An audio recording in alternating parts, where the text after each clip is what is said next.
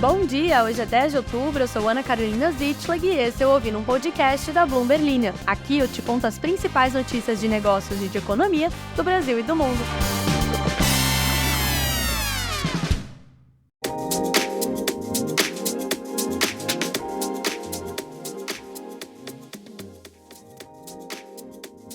Bom dia, meus queridos e minhas queridas ouvintes. Terça-feira começando nessa semana curtinha, com feriado e com uma sexta-feira 13. Feriadou? Emendou? Por aqui estaremos a toda e a todas.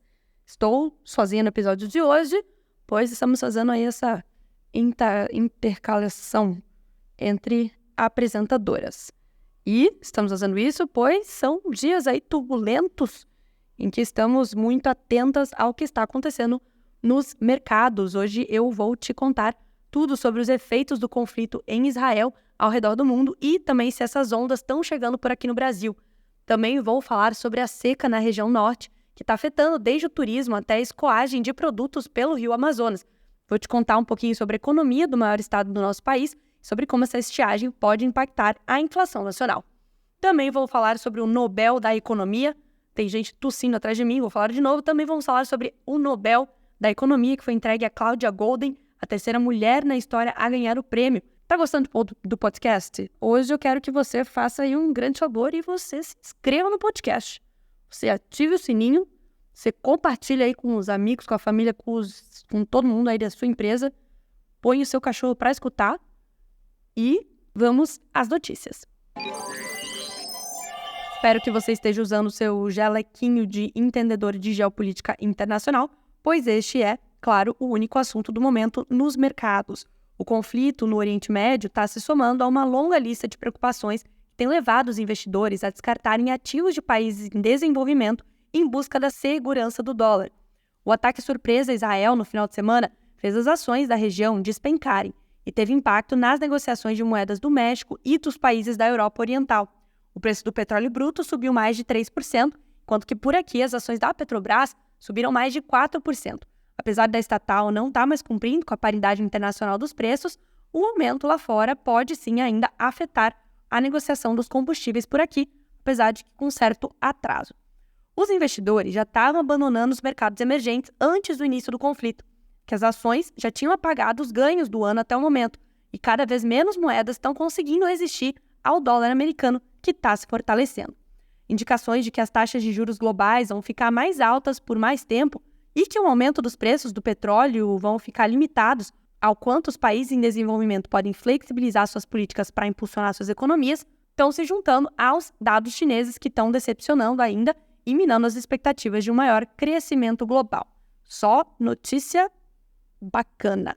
A movimentação histórica nos mercados de títulos do Tesouro dos Estados Unidos acelerou a venda de ativos emergentes, ou seja, mais pessoas indo para um mercado considerado mais seguro para os investimentos, que é o mercado de títulos da dívida americana, enquanto que os ativos de países emergentes como o Brasil são considerados mais inseguros por vários fatores. Os fundos negociados em bolsa, que compram ações e títulos de países em desenvolvimento, registraram 5 semanas consecutivas de saídas.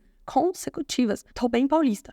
Com 3,12 bilhões de dólares retirados na semana passada, o maior valor em um ano. O clima por conta do conflito entre Israel e o Hamas afetou não apenas os países em profunda crise, como a Etiópia, a Argentina e o Egito, mas também negociações mais estáveis. As moedas aqui da América Latina, que consistentemente lideraram a lista de vencedores de mercados emergentes neste ano, viram o apelo diminuir em meio à volatilidade exacerbada. As negociações de carry trade de mercados emergentes estão a caminho do terceiro mês consecutivo de perdas, a sequência mais longa desde novembro de 2021. Carry trade é quando um investidor usa a vantagem dos juros baixos de países mais ricos, como os Estados Unidos ou o Japão, para pegar dinheiro emprestado. Aí ele pega dinheiro emprestado a um custo mais baixo, traz este dinheiro para cá e compra títulos da nossa dívida, que pagam aí um juros mais alto. Essa maracutaia financeira aí acaba valorizando a nossa moeda, porque ele tem que trazer dólares para cá, convertê-los no nosso querido realzinho, para usar a nossa moeda para comprar os nossos títulos. Só que agora este movimento está se invertendo, já que não vale mais tanto a pena fazer isto, porque os juros nos Estados Unidos seguem aumentando enquanto o nosso está caindo. Bom, se a gente já estava em uma situação complicated com os investidores estrangeiros perdendo aquele otimismo grandioso que eles estavam com os mercados emergentes na metade do ano, este conflito lá em Israel pode potencializar essas preocupações, incluindo aí a chance dos Estados Unidos assumirem um papel mais ativo, após também um artigo do Wall Street Journal afirmar que o Irã estava ativamente envolvido no planejamento desse ataque, apesar do país negar isso. Isso deve reduzir ainda mais a demanda por ativos mais arriscados. O que está todo mundo esperando para ver agora é a potencial escalada desse conflito. Se outros países da região se envolverem, ou se os Estados Unidos tiverem mais voz em relação ao que está acontecendo por lá, o bicho pode pegar. Tem muita gente comparando o que aconteceu nesse final de semana em Israel com a guerra de Yom Kippur de 1973 e com uma consequente crise do petróleo. Em outubro de 1973, membros da Organização dos Países Árabes Exportadores de Petróleo, que são os membros árabes da Organização dos Países Exportadores de Petróleo, a OPEP, além do Egito e da Síria nessa época, proclamaram um embargo petrolífero direcionado às nações que eram vistas como apoiadoras de Israel durante essa guerra. Esse conflito militar foi um dos primeiros no Oriente Médio que resultaram em alterações na produção e nos preços do petróleo. Depois teve a Revolução Islâmica de 1979 no Irã, que aí resultou na segunda crise do petróleo, e depois a invasão do Kuwait pelo Iraque e a consequente Guerra do Golfo nos anos 90.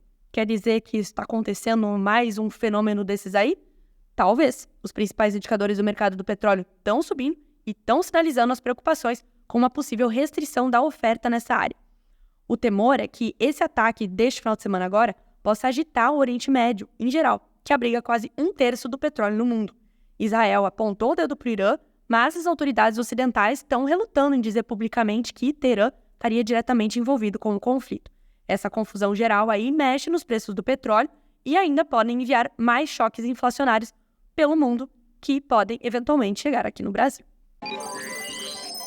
Vamos falar aqui agora sobre a Amazônia. A seca no norte, nos estados do norte do país, deve impactar a atividade econômica nacional e aumentar a inflação do país. Segundo a Associação Brasileira dos Armadores de Cabotagem, a seca deve impactar 60% de tudo o que é transportado pelo rio Amazonas. E agora a gente vai estudar para o Enem, já que o rio Amazonas é uma das vias fluviais mais importantes do mundo e é parte essencial da infraestrutura de transporte de cargas da região norte do Brasil.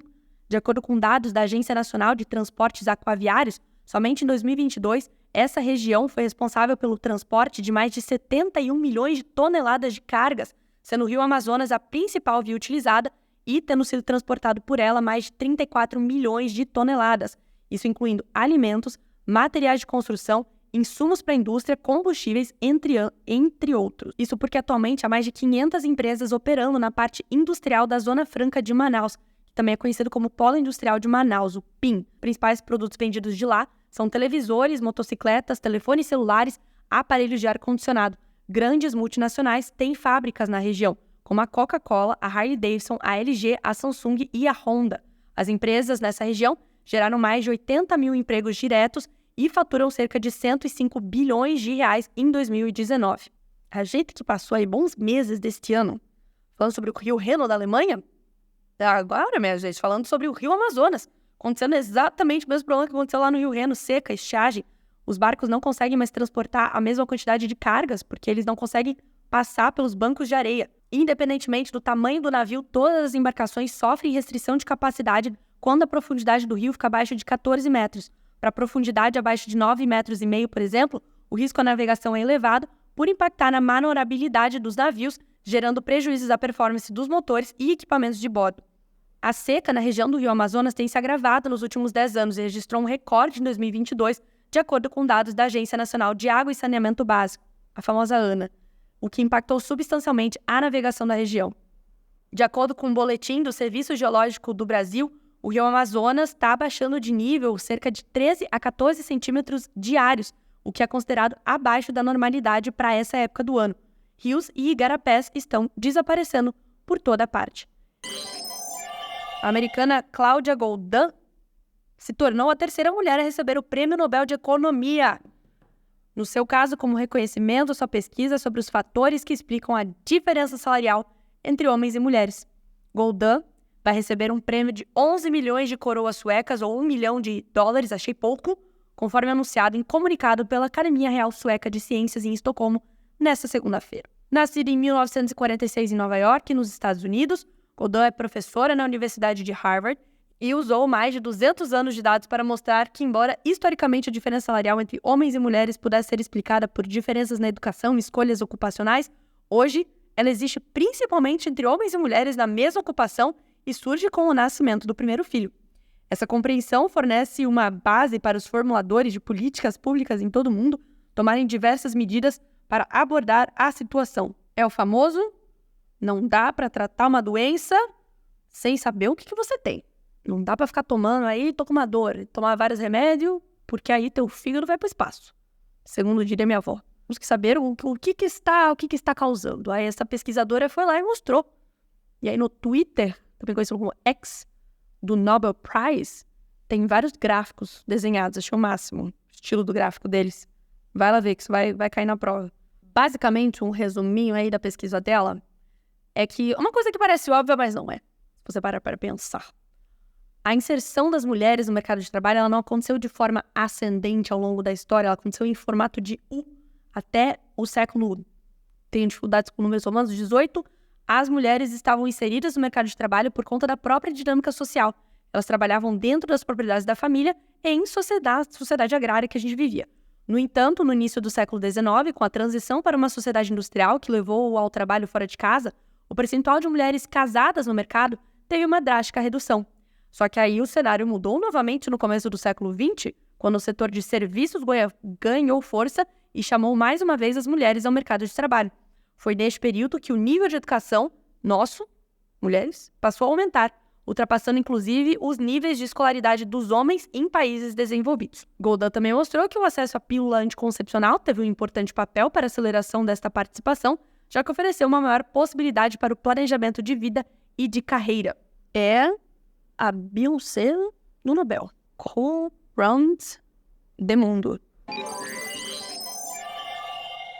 Vamos ler os comentários. Ralph Breno diz: só uma correção, o glorioso Atlético Mineiro trocou a Liga Forte de Futebol pela Libra recentemente. Fica aí essa anotação. O Israel faz uma colocação aqui, né? Essa guerra que está acontecendo, o nome dele está o tempo inteiro no Trend Topics, porque ele se chama Israel. De fato, bastante gente aí pedindo pra gente falar sobre Fórmula 1. Vamos falar sobre Fórmula 1 em algum momento. Tá chegando o prêmio de Interlagos. E eu que prometi que nunca mais pisarei naquele local após tomar um tsunami na cabeça durante o detal. Vamos ver o que vai acontecer. O Ivan me dá parabéns pela minha dicção impecável na hora de dizer os nomes dos times da Liga Brasileira, mas Ivan, foi a Isabela que leu. Por quê? Porque se você escutar o nome de um time ou o nome de algum jogador e estiver errado, você pode ter certeza que sou eu que estou pronunciando. Se você escutar uma dicção impecável nisso, você pode ter certeza que é a Isabela que está pronunciando. O senhor Hades diz que Izzy e Ana são tão incríveis que vai rolar até Eclipse. Aí ele põe com letra maiúscula e eu não sei se ele está falando sobre Eclipse, o terceiro filme da franquia de Crepúsculo, ou um eclipse de verdade. Eu estou torcendo para que seja o terceiro filme da franquia, mas acabo de pesquisar aqui no meu amigo Google e, de fato, é um eclipse solar. Solar, não é um eclipse do filme de Crepúsculo. E a Ra falando que nós damos sentido para a vida dela. Sinto muito, Ra, se você precisar de um abraço, estou oferecendo. Somente para quem chegou no final da aula, eu vou lançar a braba. E há alguns dias, é uma promessa que agora finalmente vou cumprir.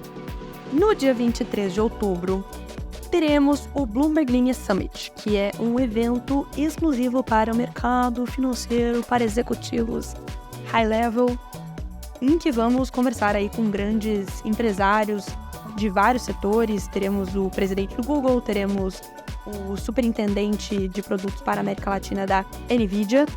Eu descobri hoje que ele fala NVIDIA, eu falava NVIDIA. Teremos pessoas do Goldman Sachs, do Bank of America, de todos esses bancos aí que a gente sempre cita aqui nos relatórios. Esse evento aí vai ter café da manhã também, pão de queijo. Que pra mim é o máximo do evento, ter o pão de queijo. Isso tudo vai acontecer em São Paulo, no dia 23 de outubro, na parte da manhã, uma segunda-feira. Se você estiver em São Paulo, você estiver livre, se conseguir mandar um migué no seu trabalho, e você estiver interessado em frequentar este evento, você vai mandar um e-mail para mim. O meu e-mail está em algum local do Spotify, tipo um easter egg. Você vai lá, você acha meu e-mail, você me manda um e-mail falando seu nome, falando que você está interessado em ir neste evento. E aí, até sexta-feira eu vou te responder sobre o que a gente pode fazer em relação a isso. Tá bom? Então me manda por ordem de chegada. Ouviu essa mensagem, tá interessado, tem um buraco na agenda, me manda um e-mail que a gente conversa. Falou? Grande beijo pra todo mundo e até semana que vem não. Quarta, eu acho. Quarta-feira eu tô aí, amanhã a Isabela, quarta-feira eu tô aí. Tchau. Ih, não podia ter falado, né? Quem apostou aí na Bet 423 Sports Interactive Sports vai perder. Tudo bem. Só pra quem ouviu até o final.